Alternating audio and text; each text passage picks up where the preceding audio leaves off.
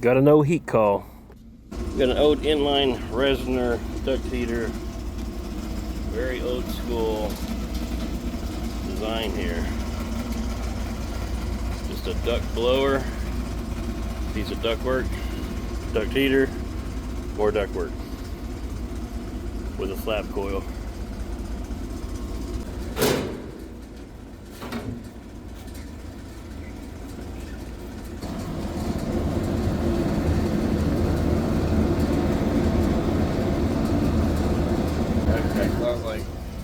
I was like, the pilot's fit.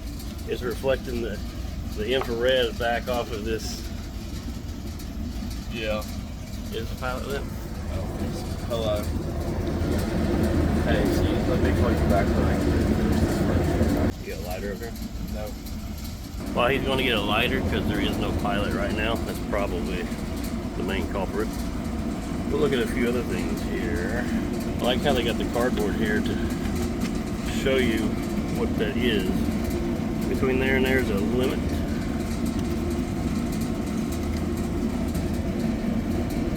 That's supposed to kick the fan on, but the fan has its own relay there. Interesting. You don't see those every day either.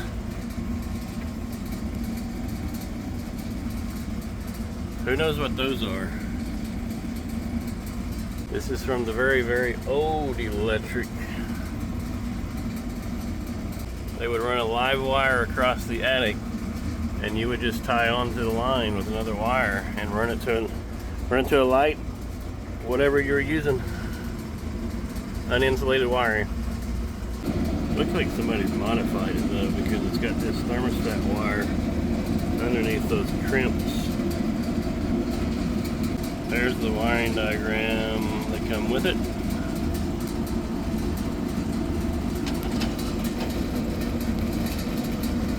That has definitely been added after the fact.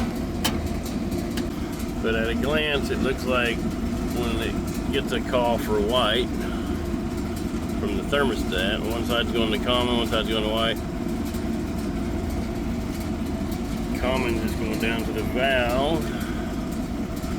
And this white side, and this red side is going through that limit switch over to the black wire down to the valve. So this is at least protected by the high limit. So when it calls for heat, it's also heating up this little fan sequencer, which is going to close this connection. So either this one can close that connection, or if this gets too hot here, it'll close that connection. And then basically there's two switches.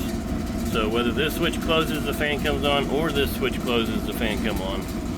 But the fan's being called by the thermostat now, so it's just a redundant system.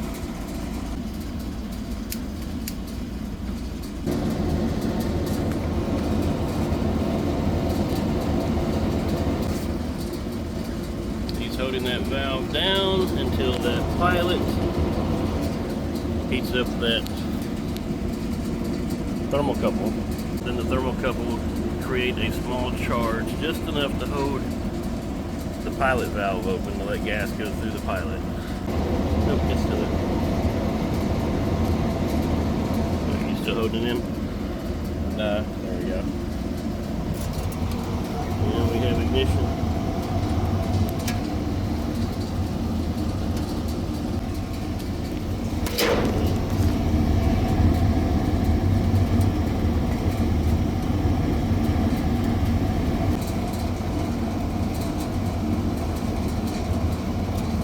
Yep, so we got no flame flickered or nothing, so the heat exchanger is separated from the air in the duct.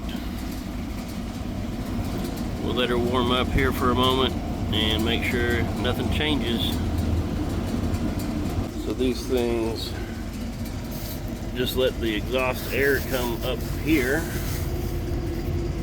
and that's the actual exhaust vent over there. Out and through the roof. So this is not a powered exhaust, just the heat rising is going to make it go up through there, and it's actually going to create a little siphon effect to make air here go with it. All right, we're good to go. Yep, going the right direction.